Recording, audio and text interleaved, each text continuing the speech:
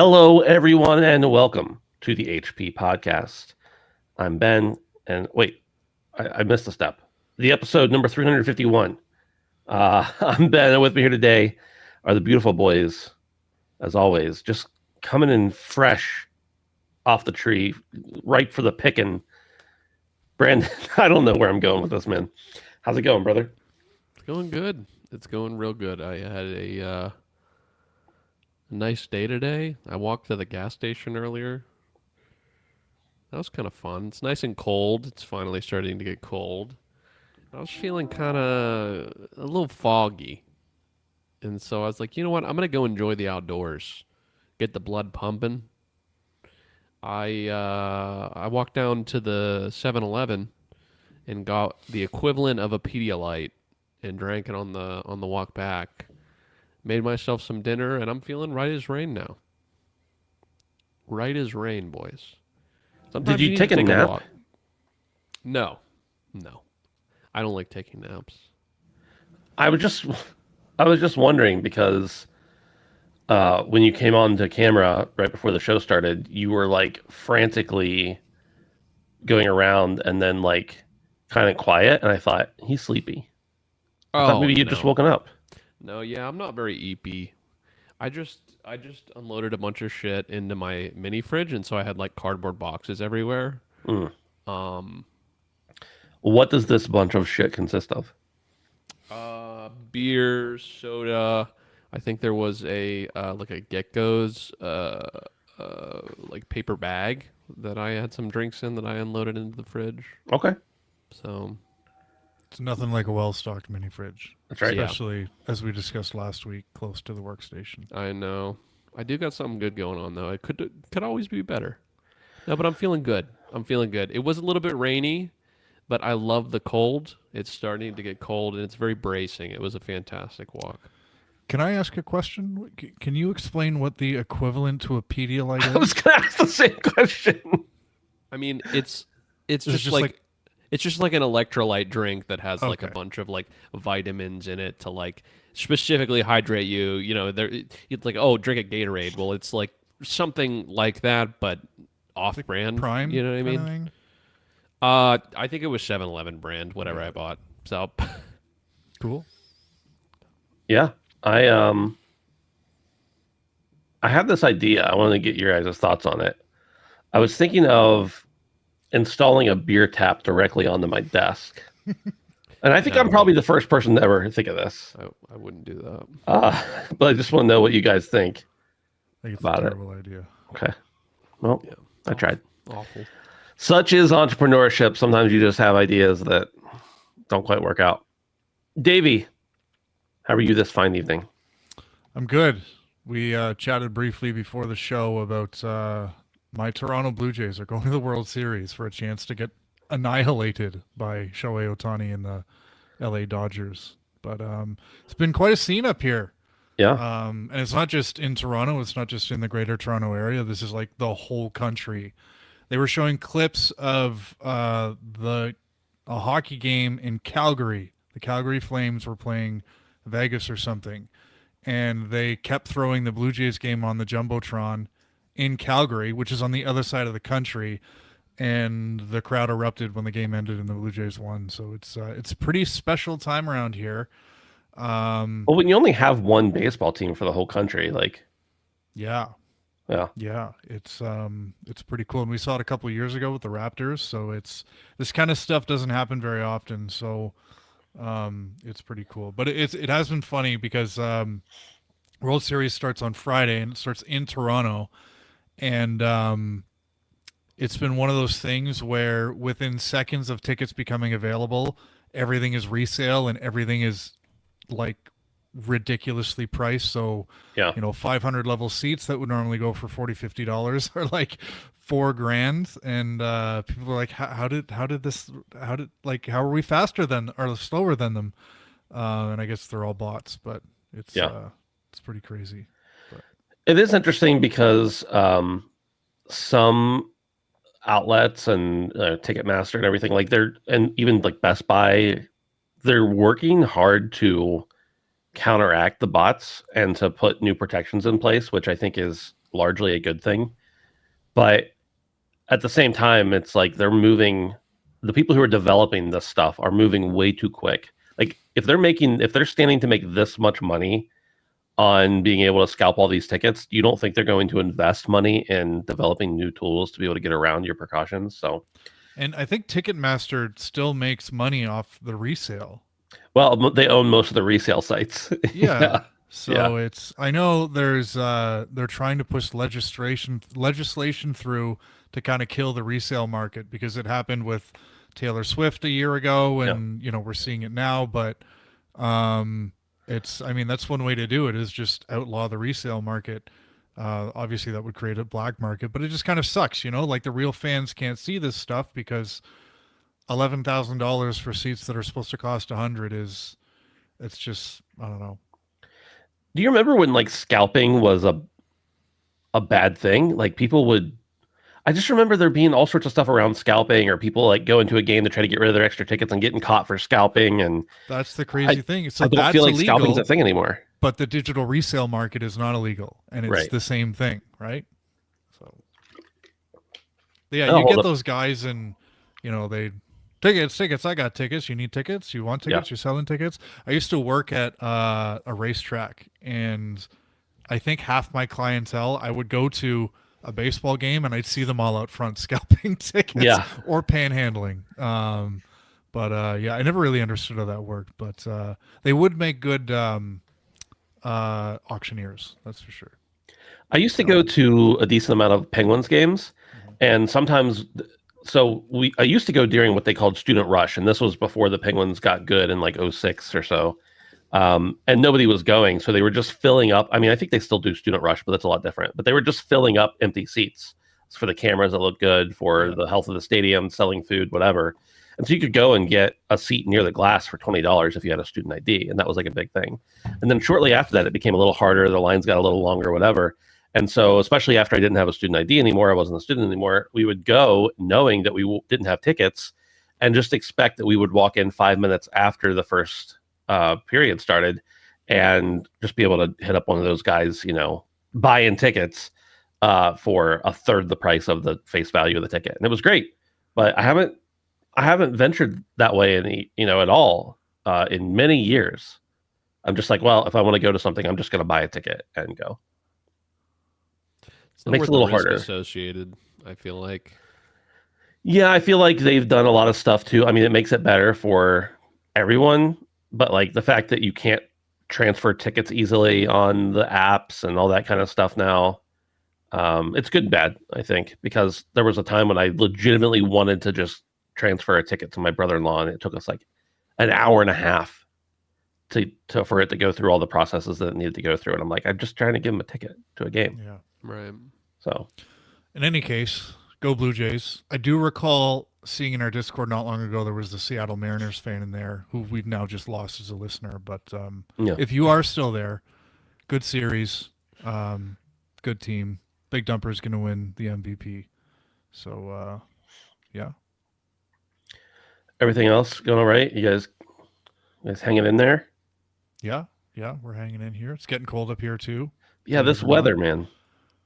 I like it. In November, it's in October, November, it's endearing. It's fun. It's when we get to February and it feels like it's been 8 weeks of 1 month that it's so enjoy it now. Well, it's nice, I'm positive I've told this story before, but I used to work at a college, and pretty much everyone I worked with were old ladies.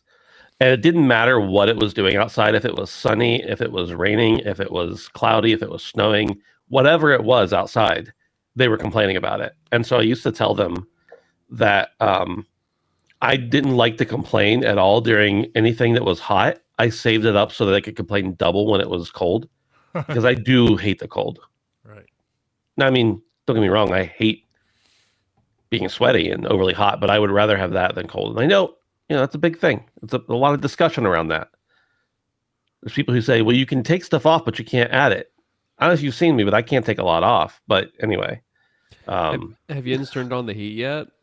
I turned it on end of last week. I almost44 but my office was 44 degrees. And I was like, I can't spend the whole day in here today.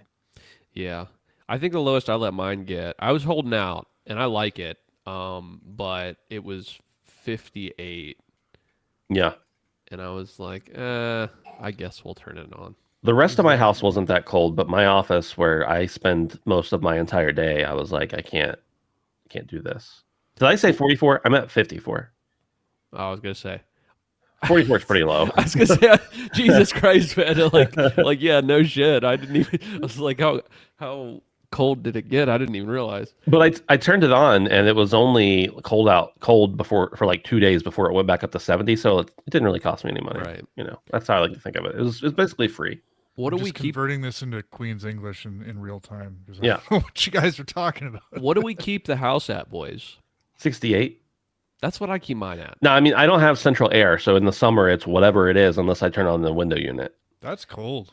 58? 68. So I'm just trying to, again, translate into non-retard units. So we do 72, 71.6, 22 degrees Celsius.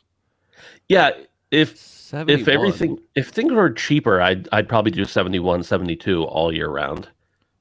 I do like 57, or I'm sorry, 67 or 68, no matter what, whether it's hot or cold, and I have central air, so it's just constantly that on purpose. Yeah. I want it to be slightly chilled. But isn't it weird how if it's cold outside and it's 68 inside your house, it still feels colder in the winter, even though the temperature is still technically 68. And in the summer, it feels a little warmer. Humidity.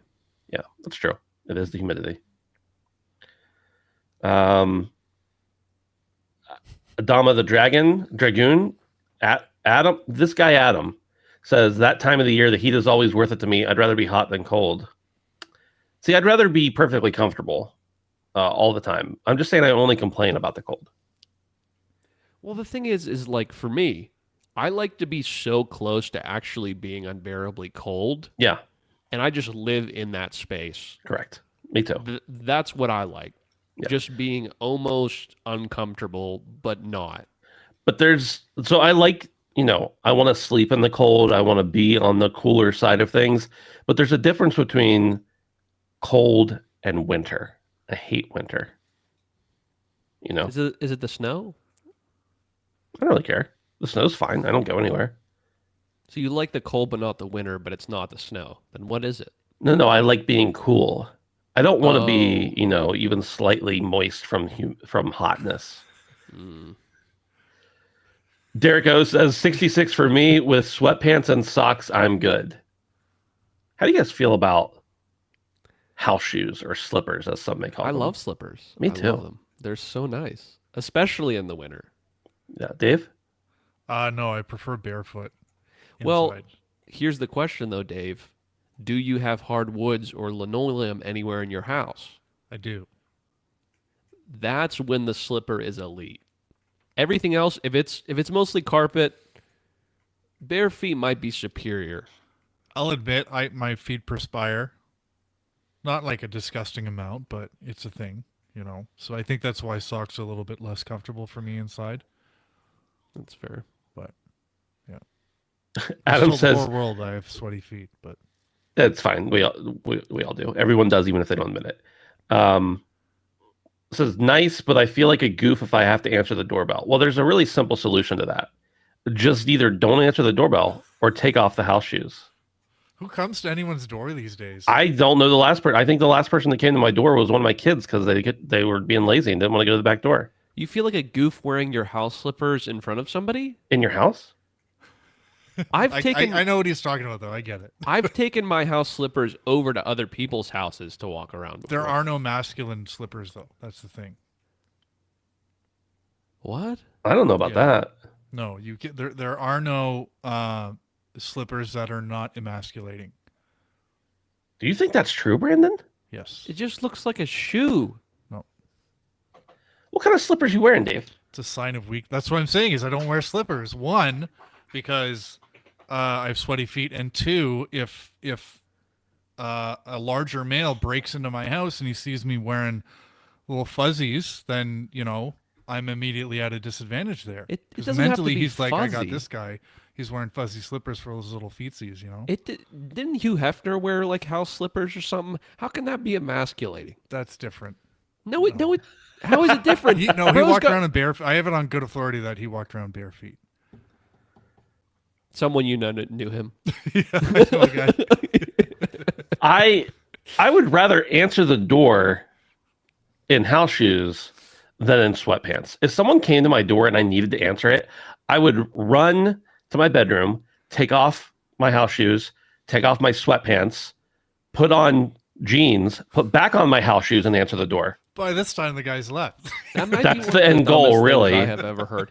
Your disdain for footwear that shows feet. Okay, first of all, and that's your rational. Disdain for the sweatpant is ridiculous because no. I don't have a disdain for wearing sweatpants. If I'm wearing sweatpants literally right now, but I would never let you see them.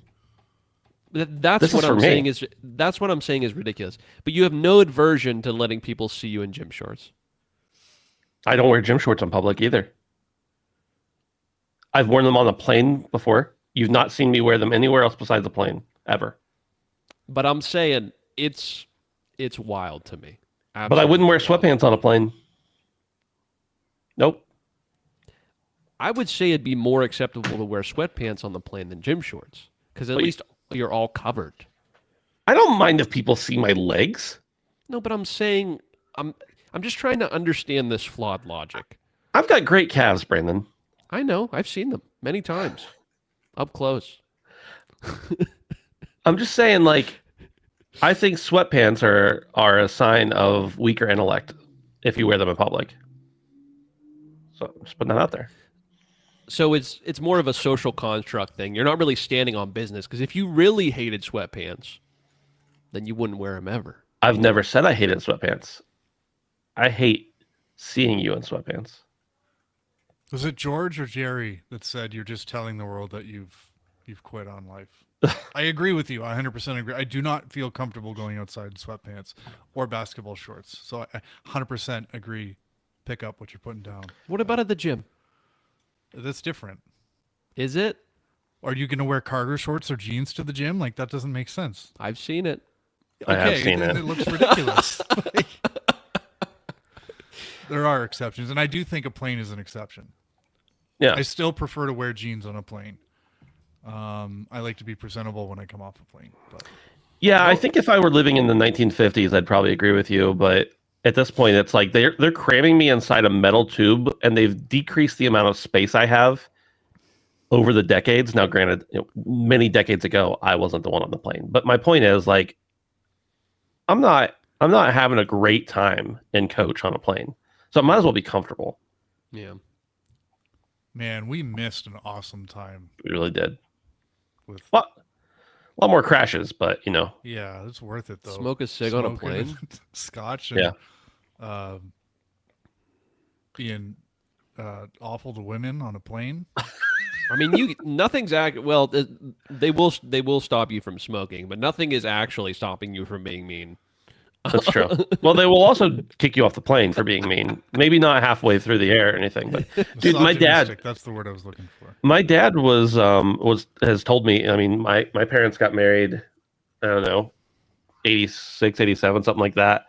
He'll tell me that when they went on their honeymoon, they were on a plane, and there was a smoking and a non-smoking section in the plane. Do you remember when you were like young and you used to go to like Ponderosa or some ratty old country buffet or something? They're like smoking or non-smoking. And the only thing that divided that was like this weird wall that didn't really matter. It's even less on a plane. Yeah. Right. It's circulating all the same air. It's crazy. It's like everyone's smoking now.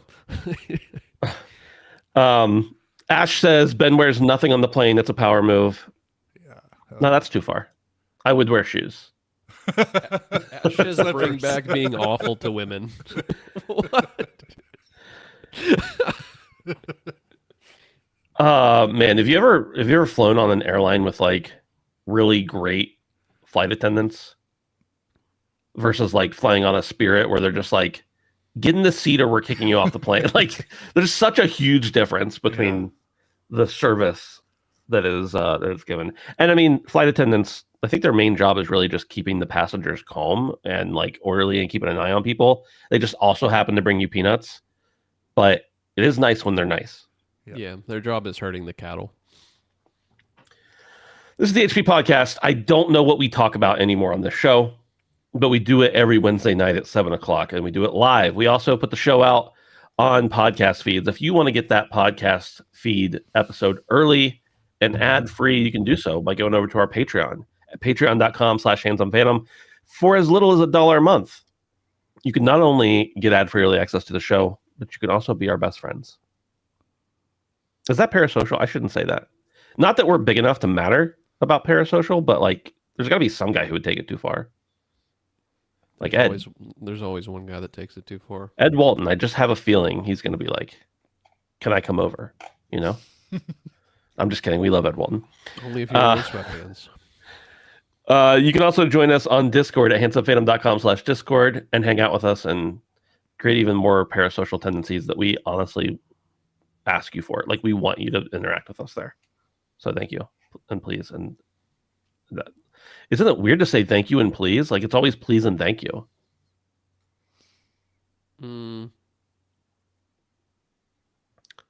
We can start saying it. Let's go to our first news story from Kotaku.com. It says Death Stranding director Hideo Kojima embraces creating together with AI. Celebrated gaming auteur Hideo Kojima is making waves once again with statements about artificial intelligence, this time sporting a bit of a new look in a recent interview. Kojima has said he sees AI as a boon that can help us cut out what he describes as tedious tasks, helping developers to lower costs and produce games faster. In an interview with Wired Japan, Kojima described a future where he stays one step ahead to creating together with AI, referring to the tech as a friend. Kojima presents an optimistic perspective on how the tech can be used, not necessarily to lead the creative projects, but rather to assist with mundane tasks to boost efficiency. It's not the first time Kojima has opined on the AI in the industry. Previously, he described AI as potentially a significant development for games as the shift from 2D to 3D. He also suggested it will be likely used to generate remakes and sequels, though the most recent statements on the potential friendliness of AI are rather optimistic. Kojima's own creative output might have something to say about that. AI and advanced technology has often been a focal point of Kojima's creative works, though they are typically playing an antagonistic role in his fictional worlds.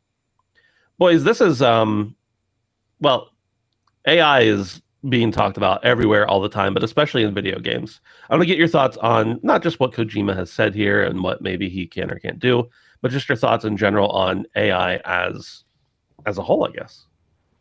Dave, let's go to you first. I've become really passionate about AI in a negative way, where when I see it, it's making me really angry. And when I say see it, when I see like, when I'm at work, I'm on campus, and I see people have made posters that are clearly AI generated. The NFL recently started its newest season, and they're running their flagship commercial for the new season, and it's clearly made with a lot of AI, and that makes me really angry because the NFL can afford to make a commercial not using AI more than anyone. And it's just kind of sad when I see, creativity being replaced by something like that clanker garbage. And I see it at work too. And like someone asked me about writing an email for someone, and they were like, just use ChatGPT. And I took offense to that because I'm like, no, like I want to write this. It was introducing a new hire. And I'm like, how am I going to do this person a disservice by having ChatGPT writing their introduction to the entire company? So I don't know. I'm surprised at how angry I found myself at the use of AI. But I think where Kojima's coming from, I do definitely agree that there is a place for AI in video games. And the part of video games that I want to see preserved is that human creativity. Like that, I don't think can be touched. Like that part I want to see coming from another human being. That's what makes me respect it. And that's what makes me want to engage with a video game, is knowing that another person made this. It was their, creation. So, when he talks about using it to reduce costs and take over for tedious tasks like, I don't know, testing or coding or QA, stuff like that. Like, that's a good thing. And we've seen so many examples over the past several years where games are released broken. And maybe that's because the QA part, which is tedious or can be very tedious, done by a human being, which is kind of a flawed process, maybe that can be replaced, and then we get more quality games at launch. So I think from that perspective, it's appealing, and I agree with him. I do have to note, though, that I'm not so naive to think that those cost savings would be passed down to the consumer. But I also think that Kojima's viewpoint on this, which I ultimately agree with, is also a little bit naive, because while visionaries like him would use AI in a way to streamline things, make things more efficient, the major influences in this industry will not. The Ubisofts, the Tencents, the EAs, they are going to use it to maximize profits as much as possible. And when you look at, kind of the cost breakdowns of these video game development projects, the single biggest cost driver is people. So how can we replace them? We have this brand new technology coming in that can, we can tell it what to make and it'll spit something out, and we can, have one person spend a tenth of the time to doctor it up and make it look a little bit less AI-y. And then, we've got a game out the door for half the cost. So I like what Kojima's saying, but I also know that this is going to be abused in a way. And AI is going to get better. Like, I can recognize it now, but in a few years, I'm probably not going to be able to point out an AI generated piece of art. So I agree with Kojima, but, I'm also not so naive to think that this is actually how it's going to be used in reality. So I don't know. I'm with you, and I'm glad to hear him say something like this, because when he says this stuff, people listen. But the big boys probably don't see it the same way. Brandon, what say you? We've talked a lot about AI, and I remain to hold the same exact stance I have ever since starting to talk about it. I think it's a great supplemental tool. I think you really get in the weeds whenever you tread into generative stuff. And that it will never replace true human creativity in any meaningful way. It scares me to think that it is going to keep heading down that way to replace human creativity, but it is no substitute, and it never will be. So Dave said everything very eloquently. Use it for menial, tedious tasks, not for creative things. And that's pretty much what he's saying. And I agree with that. Yeah, I think it's really important because there's this instant reaction, especially within the gaming industry, but I'm sure that it transcends that, of like, if the word AI is mentioned, or the letters AI, I guess, is mentioned, it's just this guttural response of, no, it's slop, I hate it. And it's like, I don't think you necessarily know what you're talking about, because I would agree that there is something about video games where you want the creativity to be there and you want a personal touch to it, and art does matter and things like that are important. But like, generative AI, as Brandon mentioned, and I think Dave did too, generative AI is way different than using AI for productivity. Throwing a bunch of stuff into ChatGPT to have it parse out what you're thinking and maybe spark a few ideas that you didn't think of before is way different than saying, write me a press release, right? Like, there's a way to use these tools that doesn't take away the personal aspect of it. Now, you could talk about ethics in AI and about the power usage and about all sorts of, and where does it train, all that kind of stuff all day if you wanted to. But like, just saying to ChatGPT, from a marketing angle, I've done this. Here's a game I'm looking at. These are the features. Tell me some other games that might be competitors that I could market this against, kind of thing. And then not asking it to make me a plan. I'm going and executing that, but just like doing that research, sparking those ideas. There's so much of a difference between that and draw me a picture of a beautiful artwork that I could put on the Sistine Chapel ceiling. Like, there's a big difference. And I think that we just get carried, not we, the three of us, but we as a society just get carried away with saying, like, this is AI at all, therefore it is entirely bad. And I think there's such a huge disconnect there. So Nothing really to elaborate on what you guys have said. I think I agree mostly with everything. I do think it, when you get into art and stuff like that, it can take a little bit of the soul out of it. But I also know, there's so many games on Steam right now. Steam makes you put an AI disclosure on it that are made by like one person, and they needed an asset for this or that. And it's like, this person might not be able to publish this game if it were for that. And so maybe there are some instances. I don't think it's ever preferred to have generative AI for an asset or something like that. But I understand the need and the benefit of it. But for me, I'm mostly about productivity and automation and stuff like that when it comes to AI. That's my strong preference, is to not use it generatively.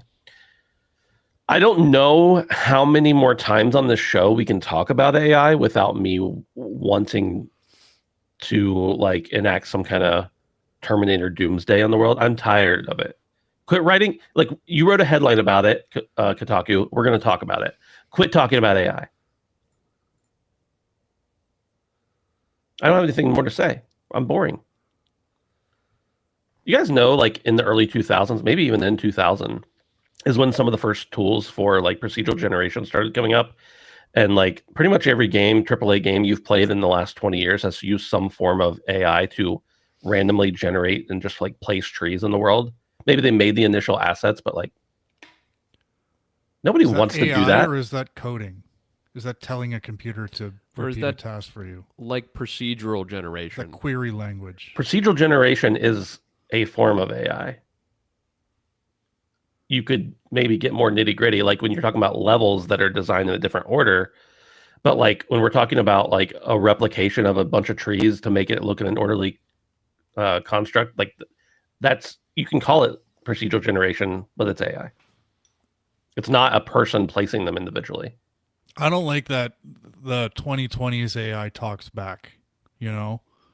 Wasn't that AI that they told to shut down and it didn't? Oh, there's some more stuff. AI, it's got some attitude, It's the toddler of AIs. I watched a video recently, and they did some like closed test studies, and depending on whether or not the AI knew it was a test, depending on whether or not it would intend to blackmail and kill someone for trying to shut down the server. I'll send you the video. It's like 89% of the time. Kind of freaky. All right, Xbox has announced another price hike, this time for developers. This comes from GameSpot, and it says, following a price hike for Xbox consoles sold to consumers implemented earlier this year, Microsoft is now raising hardware prices for developers. Microsoft has confirmed that it raised the price of an Xbox development kit, with the price reportedly going up from $1,500 to $2,000. The adjustment reflects macroeconomic developments, a Microsoft spokesperson told The Verge, without confirming the exact dollar amount that the site reported. We remain committed to providing high-quality tools and support for your development efforts. The XDK, the development kit's price, factors in its 40 gigabyte of GDDR6 memory compared to 16 gig on the Xbox Series X consumer model, along with more compute units. It also features 3 USB ports, debugging tools, front panel display, etc., etc. Sorry, devs, you already didn't want to develop for Xbox. Now it's going to be harder. Brandon has disappeared. There he is. Okay, I was going to go to you first, Brandon, on this, unless you want me to skip to Dave. No, yeah, I mean, kind of sucks. Yeah, unfortunately, it seems like Xbox is... I don't know if the play is to just completely get out of the physical market altogether in some weird way, but having it be more expensive for people to develop on your systems is absolutely wild and a nonsensical act. I would think it would even make more sense to take a hit if you're specifically giving things to developers, because the software is what draws people into the ecosphere, period. And what keeps them coming back and where a lot of the money is made. And so I don't really know what Xbox's angle is at this point. I could surmise an angle from some of the other price hikes that we've talked about, and you can go back and listen to the other podcast if you're interested in that. But this specifically is very puzzling to me.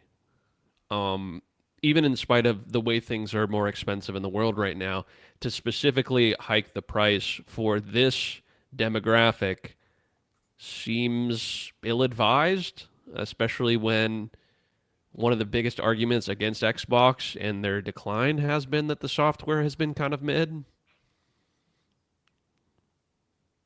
Yeah. I don't know. Davey, what you thinking? Yeah, I mean, I kind of look at this from the consumer point of view. So anytime good X or service Y increases in price, then generally I will look at that thing and decide if I still need to keep buying it based on the new price. And I have to imagine that developers are doing the same with a sudden price increase in the SDK for Xbox. Now, what I don't know is like the average development studio, like how many SDKs do they need? I assume it's not that many. So a $500 price increase probably isn't a big deal, and not even a drop in the bucket when it comes to the bigger boys. But I think where this does potentially actually really hurt Microsoft is with indies, because a $500 price hike in the thing that a lone developer or a small studio needs to develop for your console is probably going to change your decision in whether you actually launch your game on that console. So I don't know. I think this could actually have an impact on the amount of indies that we see on Microsoft's next, maybe current gen and next gen console, which is crazy because I kind of think Microsoft pioneered the indie movement in many ways with Xbox Live Arcade all those years ago. So I also don't know what the market for SDKs is. I assume the easiest platform to develop for is PC. I looked quickly and I saw something that said that development kits for a Switch are about $500. I assume PlayStation is a little bit more than that, but it kind of sounds like Xbox's solution or development kit is probably one of the most expensive, and considering they have the smallest install base, like I don't know, it's a weird move, and it's another step in making people not want to make games for your console. So I don't know. Ben, do you know anything about SDKs? Their costs and how many? Are you saying SDK or XDK? SDK. Well, SDK is a software. Software development kit. That's what they call it in the article, don't they? Maybe. Am I wrong? I did see that part of the way down. XDK, Xbox Development Kit. Okay, I thought it was SDK. I know what you're talking about. Just replace everything. Game. Yeah. You need an SDK as well. Can we rewind the show? Let's re-record it. I just wanted to make sure that what you were saying. I have to be a little careful here because not even related to my current job, but previous, I had to sign an NDA about development kits, specifically with Xbox. So I can't get into a lot of that. But what I will say is this: I'm surprised Xbox did not eat the price hike. If there needed to be a price hike, why not just eat it? That's because, as Brandon said, you need this to make the game. There are other ways to do it. There are companies that offer you remote access to development kits that you can sign up for, but it's not great, especially if your game requires a lot of shouldn't have a lot of latency. But if you want to buy one for yourself as a development studio or individual, $500 is not great, an additional amount. But especially this late in the cycle, we're 5 years into the public release of the Xbox. So I think it sucks. I can't talk a lot further, to be honest with you. So if you're a PlayStation partner, mm-hmm. in 2022, you were able to get a free development kit. You have any idea how much a PlayStation development kit costs, Ben? I'm looking. The SDK itself seems to cost around $100, just the software. I don't know how much. I can't seem to find a good answer on how much the developer kit for the PlayStation. Remember that one that popped up online, I think, for the PS5? And they had like a restaurante pizza sitting on top of it. Oh yeah, because it had the weird V in the middle. Right. Yeah, I'm actually looking at that one right now. I can honestly tell you right now, I don't remember how much the PlayStation development kits cost, but I also don't. that at the time was something they were like very protective about any information about them. So I think that the price was included in that, and I did sign that NDA. So interesting. It's so strange that PlayStation would be so quiet about how much it cost, and Xbox would be so forward and not kind of do this in the background. Not to say that developers couldn't then talk about it themselves, but I guess they're trying to get ahead of it themselves, tell the own narrative. But either way they spin it here, it's... Well, even Xbox, if you look at this article, did not confirm the amount of money that it cost. Now, people are going to talk and people have that, that information, but they confirmed that there was a price hike. They did not confirm the amount even. So again, that's a very they don't want to put that out there for some reason. We can assume that these reports are probably correct. I don't know, whatever. Yeah. I hate that kind of stuff. Well, let's just keep bagging on Xbox, why don't we? Twisted Voxel says, former exec on current Xbox strategy says, quote, only a moron would make console hardware, end quote, after going third party. Former Xbox executive Mike Ibarra criticized Microsoft's current Xbox strategy, saying that only a moron would continue to pursue console hardware after going third party. He's the former corporate vice president of Xbox Live and Xbox Game Pass, and he took to Twitter to share his thoughts on the future of console hardware, especially in relation to Microsoft's third-party software strategy. Responding to a post criticizing the ROG Xbox Ally X handheld for being Windows-based and not having a dedicated operating system, he said that this makes sense to him as Microsoft is out of hardware and exclusive software, including a dedicated OS. Quote, it makes sense to me that since they're out of hardware and exclusive games, that includes the dedicated OS, which is essential for any console device. They're a publisher who will embrace Windows, end quote. He argued that the company's pivot away from proprietary hardware and platform exclusive titles fundamentally changes its identity, adding that most will just pirate all the games to the device unless they use Steam. According to the former corporate vice president, Steam remains successful because, quote, it's a flawless experience with a great return policy. Windows is far from a flawless experience and will never be one, end quote. From a business perspective, he believes that Microsoft's current trajectory is a fine strategy. Ibarra didn't hold back on the idea of Microsoft continuing to produce Xbox consoles, and then that's where he said the line, only a moron would continue to make the hardware.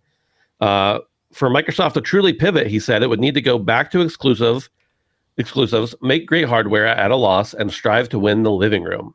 But he added, that's not their strategy, which is fine. They just keep right in the middle, not being clear, and doing more harm for no reason. Dave, I think we, along with everyone, has been bagging on Xbox for a long time, and it seems like they're making some weird decisions. And I think the reason, at least for me, that I care so much about these mistakes, or in my opinion, mistakes that Xbox is making, is because I want there to be more video game stuff out there, period. But what do you think about these comments from Mikey? I just called him Mikey. That's funny because I used to think his name was Mikey Barra, but it's Mike Ibarra. Just from hearing people say it, I thought it was Mikey Barra. Anyway, what do you think? I'm with him on this, as I'm sure most people are.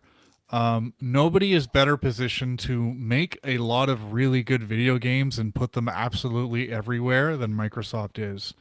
And they've tried and tried and tried to sell a box that people will want.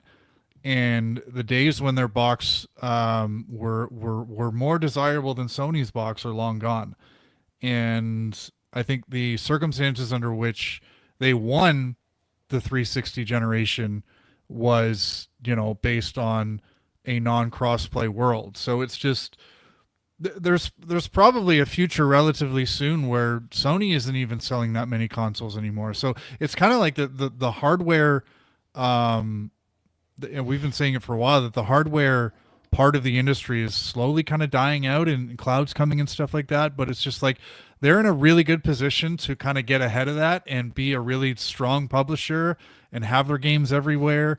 So I don't know. And we've been saying for a while that their strategy just seems all over the place. And the fact that they're going all in on this next gen console that's going to be premium, and it's going to be, the center of your living room and all that kind of stuff. I'm so looking forward to finally seeing it, because it's either going to have something that's going to blow us out of the water and convince us all to buy the next Xbox, and we don't need our PlayStations anymore, that kind of stuff, or it's just going to be so hilariously off base that it's going to be entertaining either way.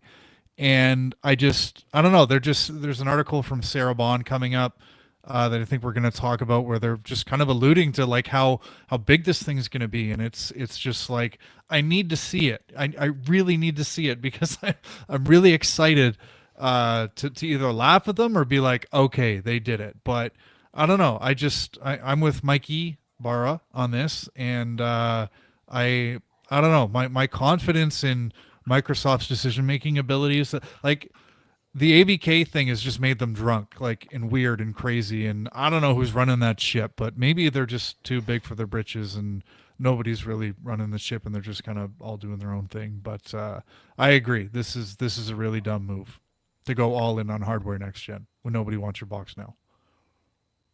Brandon, before I go to you, I'm going to go ahead and talk about this article with Sarah Bond, this interview she did. It says that in an interview with Mashable on YouTube, Sarah Bond, the president of Xbox, sat down to discuss the Asus ROG Xbox Ally. She described it as the first time Xbox has created a handheld device, which pushes back on the narrative on Twitter that it is not a real Xbox product. The interview focused on the new Xbox Ally, but Bond did go on to hint at the future of Xbox hardware and where the platform is heading. More specifically, she gave the strongest indication yet of how Microsoft is positioning its next console for consumers. When asked about the future of Xbox hardware, she did not reveal any technical details or release plans, but she did say the next gen console is going to be a very premium, very high-end curated experience.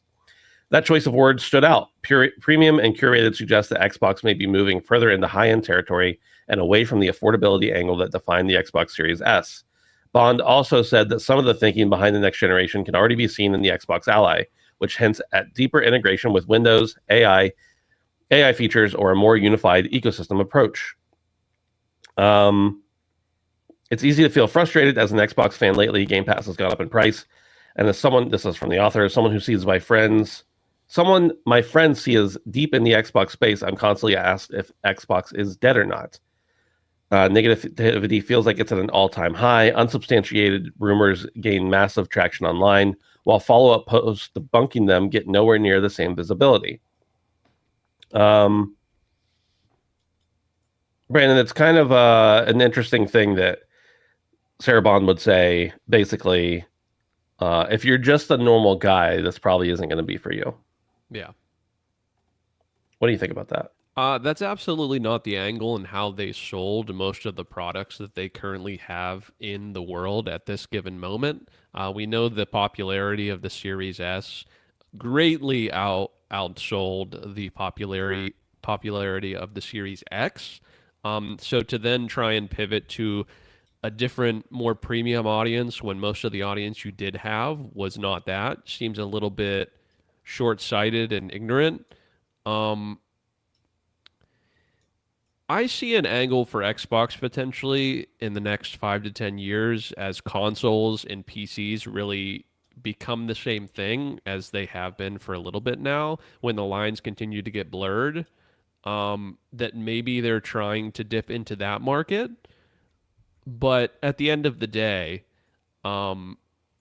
paying more for something that's already put together is something you could do with a PC and get better parts. So I don't know how they're going to position themselves to make their future as a premium console when not only have they never been positioned in that way, but the reason to do so is very limited. Unless they completely push the 100% Windows way, where you can have the best of both worlds and you have both Windows, Steam, and Xbox Game Pass, there's no point in paying more money when the cost of a PC is so close. There is no point if we're having this premium console that's $1,000. Why would I pay that to only play my Xbox games when I could pay $1,000 and get a PC and play Steam, play Epic Game Store, play EA, play the Activision launch, play all of it. It just doesn't make sense to me. So for many reasons, this seems strange. And Xbox just seems to be kind of floundering. Either that or they know something that we don't. Like, they're on to something big. But I have a feeling this is kind of just like throwing things at the wall and seeing what sticks. But what they're throwing is giant piles of shit. So, now you got to deal with the stench. Dave, anything more to comment here after the piece from what Sarah said? No, and her words just kind of further confuse me. And they're making Brandon upset. Sarah, you've upset Brandon now. Mm. He's got an Xbox Series X. Premium commodity. Appreciate the value. The ROI is huge on that. Can't even buy it at Costco anymore. Yeah. Huge ROI. Let's move on to our last news story, which is a story that I talked about last week briefly, but I couldn't find anything about it again, so we just abandoned it. But Shack News reports that ex-coffee-stained vets are making a game about driving an RV with your friends. We've seen a quote. This is the article. We've seen a lot of job sims over the years, but a group that split off from Coffee Stain is making one of the more silly and relaxing-looking sims we've seen. RV There Yet is a co-op driving sim in which you and up to 3 other players get to manage an RV as you drive through the countryside, keeping it maintained, doing what you need to get it over rough obstacles, and generally roughing it in the woods with your pals and a moving camper home. RV There Yet was revealed by Nuggets Entertainment with a trailer on its YouTube channel this week. Nuggets Entertainment is formed out of a few veterans that split off from Coffee Stain, including 2 of the group's former CEOs. Their combined efforts contributed to the likes of Satisfactory, Valheim, Deep Rock Galactic, and the Goat Simulator series. For its part, RV There Yet looks janky but fun. The hijinks looks like players will get up. The hijinks it looks like players will get up to include driving the RV over perilous terrain, often requiring some of the squad to get out and make some creative solutions to overcome their situation. Now, we're talking about this game or about this announcement, one, because it involves Coffee Stain, which, is a studio or a studio developer, publisher, whatever that we love. But also because the game has been out for less than a day and already gotten about 1,800 reviews on Steam, which, if you're not aware, one review on Steam does not equal only one sale. It usually is many magnitudes more than that because it's hard to get people to review games. So this game is already selling well, and it came out of nowhere with very little promotion ahead of it, just based on the fact that it is from established developers, and it's also part of a very popular genre that we lovingly refer to as friend slop. Dude, 35,000 on Steam right now. Charts, yeah. Wow. Well, that's the 4-hour peak, but playing right now is 22. Yeah, it's still pretty dang good for a game that came out of nowhere. Yeah. Yeah. Friend slop is fantastic. I love this genre of game. We've talked about how these small experiences that you can almost like have a little bit of fun with is fantastic. When I thought about going into the woods with the boys, there were a couple things that instantly came to my mind. I bet there were. And, I thought about drinking beer. I thought about sitting around the fire. And I thought about one thing that within seconds of watching the trailer, was affirmed that would be a possibility. And that's smoking cigarettes. Yep. Dude, in the Steam description, here's the Steam description. At the bottom of it, it says features: drive one RV together with up to 4 players, winch, one map, proximity chat, online co-op, hats, grill frozen meat patties, smoke cigarettes. It's literally one of the highlights of their Steam page. Honestly, this is the recipe for something beautiful, okay? Fuck Call of Duty this year. This is what we need to be playing. This is beautiful. I thought we already agreed not to play Call of Duty this year. No, but I want to further slander them. Maybe I would be more interested in Call of Duty if I could, in fact, smoke a cigarette in the game. But I cannot. And I can't do it with the boys on a hill in an RV.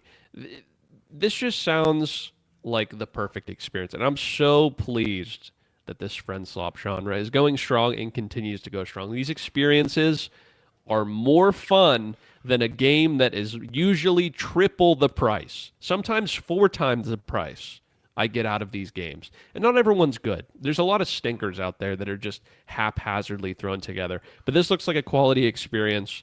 I'll be talking about another one here shortly, another friend slop adventure. Yeah, this is great. I fucking love it. I fucking $7.19 it's on sale for right now. You cannot beat that, folks. Dude, you go to the arcade for like 2 hours with your buddies, $40. Dude, you can't even go to a fucking movie and just buy the ticket. True. Let's say it's Oppenheimer and it's a 3-hour movie.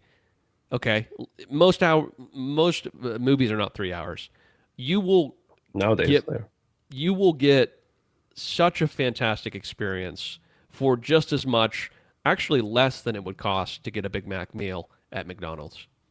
Dude, I told this story to somebody this week. I can't remember who it was, but the other day I was out and about and I thought, I haven't eaten at McDonald's in probably close to a year. And I thought, man, those 2 cheeseburgers with the fries and the drink, those are great. That meal is great. And in the past, it cost like $4 or $5. I know I'm talking about the old past. I just thought, like, I'm just going to get that because I'm hungry. And I looked at the app, and it was like $10 for 2 single patty cheeseburgers, fries, and a drink. And I was like, yeah, I'm not hungry anymore. I just went home. Ridiculous. Absolutely ridiculous. Dave, you've been mockingly laughing at us. And I don't know why. I need you to talk about why. I'm not mocking. I'm just laughing at the... So I saw a couple of screenshots of this game when you shared it earlier today. But I didn't realize that all of them are smoking in literally every frame. And if you haven't seen it, like, just pull it up on Steam and look at the thumbnail and just buy it.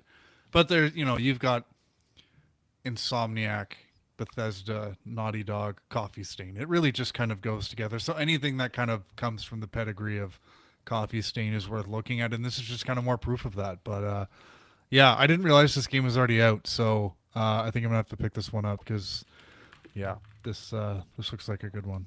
It's doing very well. We'll definitely make a night of it, at least one. And that's the thing. It's like a lot of these friend slop games. If I pay $5 to $7 for it and get one night of excellent fun out of it, it's totally worth it to me. Absolutely. Yeah. And that night's usually insanely fun. That's the other thing I want to double down about these games. And it might just be because of the nature of how they're constructed with the proximity chat and the often goofy visuals and the ridiculous physics. But they're usually just an absolute riot. Like, truly, almost every one we've played. A hoot. A hoot even, yes. Let's talk about what we have been playing. Dave, we'll start with you. First off, Gran Turismo 7 is now my most played game on my PlayStation. Let's go. My man. I did it. Kind of grinded it out. I wanted to have it done for today's show. And I will never do a challenge like this again. Not challenge. I will never challenge myself to do something like this again because feeling obligated to play a game to meet a deadline kind of sucked. Yeah. But I'm happy to see this at the top of my list now. And for anyone who's still kind of jumping in every now and then, there is a online time trial this week. It's Group 2 cars at Autopolis, which is not a track I'd really raced at before, but an awesome track with that kind of car. Just high speed corner after high speed corner. Once you get like 10 laps in, it's just a really, really fun track to do. I wasn't able to get to bronze time yet, but yeah. And then this week I was doing some more license test, and I did one PvP race just to remind myself why I don't do PvP races.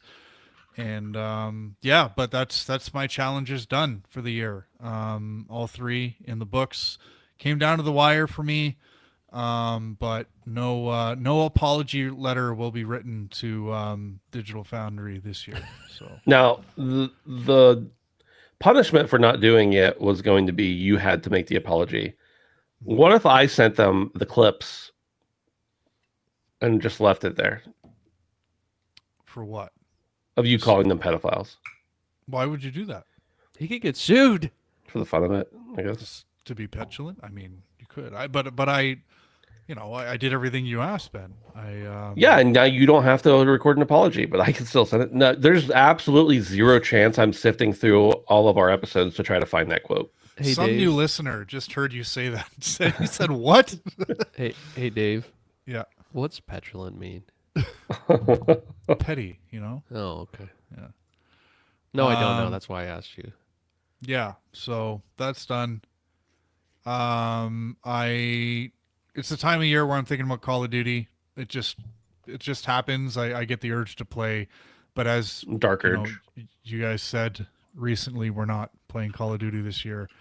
So I played World War II. Tried out the zombies a little bit, and I've come to I haven't played much zombies. I think I played with you guys a little bit in Modern Warfare 2 a few years ago, and I enjoyed that. But I just think the Nazi zombies was not quite as fun. I really think it's the kind of mode that you need to play with friends, because playing with randoms, especially in a game that's that old, it's not easy. So, but yeah, I think like that Call of Duty World War II is the perfect game to jump back into, because it's so like simple, boots on the ground. It's got a good player population, and yeah, so had a little bit of fun with that. I also finally played Skate. And I hadn't played the early access since it launched about a month ago, and I'm pretty certain I'm very disappointed in the art style and the visual direction that EA decided to go with Skate. I think the overall mood and tone of the game, like your quest giver, who's like this Navi style AI that just kind of talks to you, is just like, if you go back and watch the intro video to the original Skate, with I can't remember the names of the guys, but it just, that kind of like attitude that Skate had, like I really miss that, and it's definitely missing in this game. Other than that, they nailed the feel of Skate, and they gave me exactly what I wanted. And I've been playing this game since the playtest, but finally seeing like the almost finished product, it's still in early access. I couldn't stop thinking about it today at work. Like I just want to play this game, and just like grinding out currencies by doing like different tricks and sessions and lines, and just skating around the world. And I kind of, when I started doing the playtest, I told you guys that it feels a lot like a skateboarding game in like a Forza Horizon type setting, and that's pretty much exactly what it is. And yeah, the game it's free to play, and it's all built around buying cosmetics, but like buying stickers and new skateboards and new like hats and glasses and shirts and stuff, and you're just looking at that the whole time you're skating. Like it's perfect. I'm into it. I want to buy the packs and stuff like that. I probably won't, but I don't know. I know there's a lot of people who aren't hot on this game right now. I don't know how long it's gonna last, but it definitely takes the gameplay mechanics of the old school Skate and puts it in a modern games as a service in the best way possible. So despite me not really liking the look and the feel, or sorry, the personality of this game, it feels great, and it works really, really well. So looking forward to seeing where the game evolves. The first seasonal event started yesterday, so cool new stuff going on. But yeah, it's free. So if you like Skate in the past, Skate games of the past, then I think this is probably worth checking out for anyone. Nice. Yeah, that's a different perspective than I've heard on it so far. So I don't know. Like you said, it's free. I think I already claimed it on my Steam account. So what can it hurt for me to download it and play it for an hour? You do the tutorial, and then you get on a boat, and then the boat drops you off in the open world San Van. And as soon as you start skating, Quality Control by Jurassic 5 starts playing, and it's just perfect. Like, yeah, I love that song. Like 10, 12 years ago when it came out, and I was playing a Skate, and I don't know if that was the intention to kind of hit that nostalgia thing, but it was so cool. So yeah, it's just about kind of pissing around the open world and doing missions when you want, or just kind of skating when you want. And yeah, I urge you to check it out, Ben, because I know you like the originals. Yeah, and in that same vein, there's nothing like, we got our Tony Hawk remakes. We may be getting a new Tony Hawk game. That's great. What I really want And now that we've got Skate, at least some rendition of it, I really want another Dave Mirra freestyle BMX. We're not going to get it. Dave Mirra is dead. I assume that his likeness is also not able to be used. But something like it would be great because the confined environments, the soundtrack, the nostalgia, just make it playable for me. I don't need a new one. That's fine. Brandon, why don't you talk about what you've been playing? Yeah, so I played a few different things this week. I did check out the Arc Raiders Server Slam. I hadn't tried this game prior to playing it this past week. And I got to say, I didn't know much about this game coming into it. I knew my friends were talking about it. I hadn't even really seen much footage of this game. And I got to say, it's pretty fun. It's pretty fun. It's definitely an interesting shakeup to have the PvE side of it be way more prominent. I feel like in these extraction shooters, the PvE elements are very soft and meaningless. They're kind of just like cannon fodder. But to actually have something that's more substantial and something you kind of have to play around with and kind of maybe avoid at times, as well as your enemies having that same disadvantage you have, is kind of an interesting aspect. Ran pretty well, looked pretty good. So I don't believe this is a full price title. $40. $40, which is fantastic. I love that. And it's definitely a more casual experience. It obviously suffers from the same thing something like Tarkov does, where there's a lot of loot. And at first it's a bit overwhelming, but it's definitely a way more casual experience than a game like Tarkov in many ways, but kind of gives you the same feels. And I kind of like that as someone who doesn't really want to sweat my ass off or devote most of my playtime to one game. I like the more casual experience in a similar environment or like a similar style. But yeah, that was cool. I'll report back. I'm sure I'll be getting that game and playing it with the boys here. So, I also played the Crash Out Crew, which is it's a that's demo. the aggro crab people, right? Yeah. So it's the new aggro crab game. This is the people that brought us Peak. Another very cute friend slop game. This one is essentially you drive around forklifts and have to fulfill orders. But there's really goofy things about it that happen in physics, and it reminds me a lot of Overcooked, honestly. In a lot of ways, it does. Having to gather the ingredients in ridiculous ways and then fulfilling orders in a certain amount of time so you don't get fired. It has a lot of Overcooked feels to me, but it was a lot of fun. I'm sure it'll be another affordable title that a couple play sessions worth will completely justify the price. So I did play the demo. Would encourage anybody to check it out if you liked Peak or you got some friends that just want to try something out. It is a demo right now, but there's I think there's like 3 different levels, and there's like 5 shifts in each level. One, you just have to like stack boxes of fruit and fulfill orders. That's the easiest one. There's another one that is bees and honey. And if you drop the boxes of bees, they eat the honey. And it's very easy for if someone runs into you, your boxes go flying. And then there's chicken and eggs. If you drop the eggs, it makes giant egg puddles and you go spinning about. So it's kind of fun. Would recommend it. I'll be interested to see what else they have in store here. It definitely seems like a winning formula from a good team. So, and last but not least, BF6. I don't have anything new to say about this other than there is new content.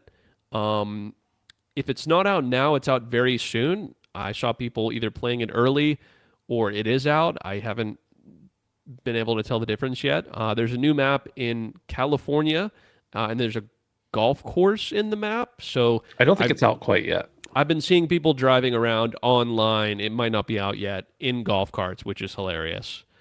So yeah, nothing new to report back on this. I'm over 24 hours in this game at this point, and I'm going really strong, really, really strong. Every match, I'm just having fun.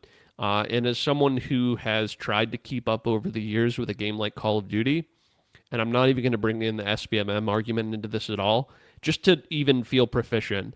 The fact that I can not have to constantly be killing something and still feel like I'm really contributing to something better is really huge. Today, I played a game where I rezzed 126 people by the end of the game, and it felt great. It felt great. Most of the match, I did not have my gun out, and it was probably some of the most fun I had. And the fact that I could do that in this sort of game, and then we ended up winning, that speaks for itself. So having a ton of fun. We'll continue to play this. I'm very excited to see how they continue to move the needle as far as this whole up-and-coming shooter. We'll see how things kind of get duked out here in the next month with Call of Duty, if we do have an impending BR launch, how they continue to support it. But the fact that there's a new map and potentially new guns coming as soon as a couple weeks from now is really huge. And they are actively patching things that people are complaining about many times a week. I'm seeing it online. It's happening actively and very quickly. So, love to hear it. I've even seen some of the stuff online directly from the developers. They're responding to people's feedback and saying these specific things are in the works that I would deem to also be needed. So, yeah, it's just cool. It's cool. It's good. And I'm glad that they're actually doing seemingly what seems best for the game right now. So hopefully it keeps up. Yeah, what's the rumor right now? The season 1 and the battle royale mode will launch on the 28th, I think is what I've seen. We'll see. Yeah, that's going to change things in a big way. We'll see if they can actually pull it off I'm sure it's been a lot of work. I knew they were expecting a big turnout. Based on the popularity of the beta, I would assume they would expect a big turnout, but I'm not sure that they could have expected that it would be as big as it is. Yeah. So I'm sure that's set them back a little bit as far as kind of scrambling to accommodate this many players. I don't have a lot to talk about for them, but Battlefield 6, as Brandon mentioned, I'm still playing, hopping in with the boys, having a good time. Mega Bonk is a game we've been talking about for a few weeks. Again, not a lot to add. I will say that I've been being a little more strategic with my builds and trying to rack up that score. The game is endlessly fun, and they are continually patching this game too, and adjusting things that people are getting, things that are overpowered or whatever. So that's been cool to just have to adjust to some of the stats being too wild, I suppose.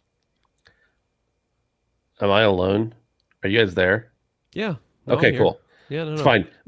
This is unusual. It's totally fine you weren't responding, but both of you were motionless, and I thought, sorry, is my screen frozen? I'm sorry, I was watching the RV there yet. I was actually I was looking at your Mega Bonk achievements. Oh, nice. How do I stack up? I didn't compare it. I was just curious. I was actually looking through everyone's here to see how my friends were progressing. I think everyone's significantly further than I am at this point. I haven't played it very much lately, but yeah. But that was freaky. You guys were, neither one of you were even blinking. You were both motionless, and I thought, did my internet drop? Dude, I was locked the fuck in looking at my friend's Steam achievements. Sorry.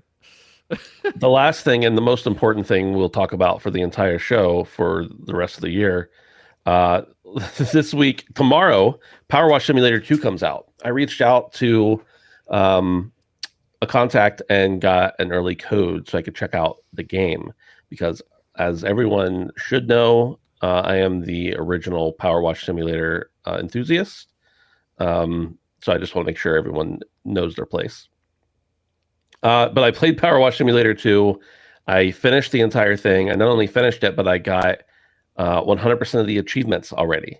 And I'll tell you what, it's just more Power Wash Simulator, but way, way better. And there's a lot of reasons why it's better.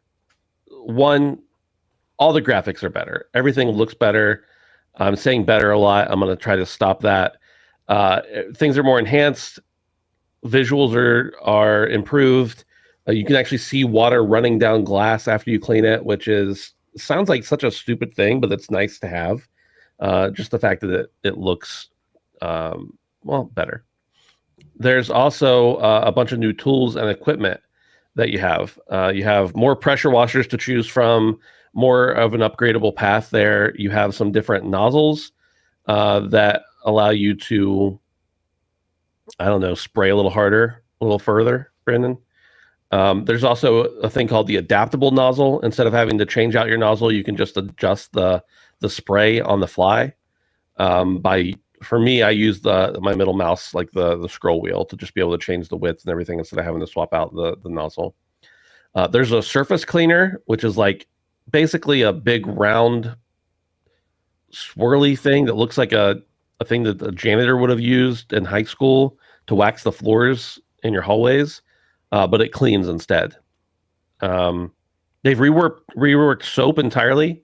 You no longer have to pick between what type of soap you want to use. You just use soap, which is a novel concept for sure. They added in like a little seat you can hang on from a rope. Like they call it an abseil, I think. And you can just scale buildings with it and go up and down and back and forth. It's really cool. The scaffolding is better. You can entirely take a ladder up the side of the scaffolding instead of having to do the Austin Powers back and forth thing. As far as like the rest of the game, like the base game is still just power washing. But then you also have a home base now. A little bit of a meta game almost. You've got an office hub. You've got a bunch of different things that as you complete missions, you can buy this furniture, which of course the furniture gets delivered to your home base dirty, and you can clean it before you place it in the central office hub. You can access free play mode from a bulletin board or by looking at little trophies you get after you've already completed those jobs. There's a map screen. You've got co-op for 2 to 4 players. You've got split screen co-op for 2 players.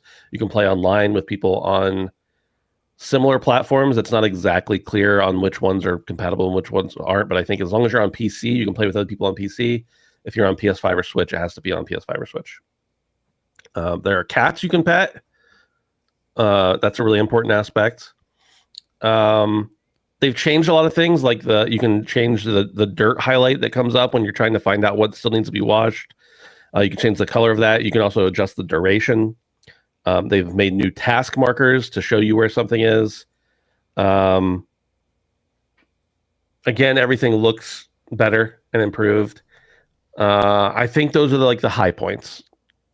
And for a game that's so silly already that it's just a game about power washing, the fact that it's not much different is fine because you're just power washing. But the different environments that they've put in here, and the fact that state levels are oftentimes multi-stage now. Instead of just cleaning like a tricycle, you're now cleaning a building that then once you finish cleaning the outside, the inside opens up and you can go inside and clean more. Just a lot of stuff like that where they've made the game just way better. It's the same game, but better, if that makes sense. So I had a great time with it. Like I said, I got all the achievements. None of them were terribly difficult, but some of them just required you being kind of intentional about what you clean first or last, or with what particular tool you were using. I love it. I'm a little sad that I'm already done with it. I know they'll have DLC. They've already announced today. They announced some DLC that they're going to be coming out with, both free and paid, over the course of the next year. So that's always fun. But overall, I can't. If you like Power Wash Simulator 1, you will love Power Wash Simulator 2. Contrary to that, if you didn't like it, there's not going to be much for you here. Like, it's still Power Wash Simulator. Right. And if you're still interested in it, there's a brand new YouTube video up on the Ben is Handsome channel. That's true. That I watched today about this game in detail. So if you're still wondering, if you're still on the fence, the disgusting fence that you need to wash off, go check out that video. Did you really watch the whole video, Brandon? I watched almost all of it, and I had to do something. But as someone who, you don't really care about the game, so I appreciate that. Well, it was yours. Yes. Sorry, isn't 100%ing the game, doesn't that take like a really long time? Let's not talk about how long it took. Okay. He's a pro. It took about 32 hours. Now, granted, I was like capturing footage and redoing certain parts of it just to like make sure I got the shot I wanted for the video. But yeah, since I think it was Wednesday or Thursday, so in less than a week, I pumped about 35 hours into it and then made a video as well. Yeah. Brian Pun wants to know how many levels are there. There's 38 levels. And some of those levels, you like complete the power washing on what you would think, and then it opens up and you power wash more. So it's really a little more than that.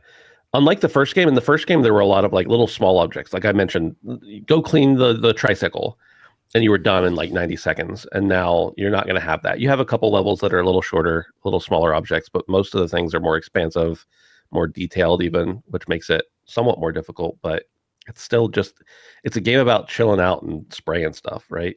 What can you ask for more than that? If they had worked with RV there yet and made it so that you could smoke cigarettes while you were power washing, like it'd be an instant GOTY contender.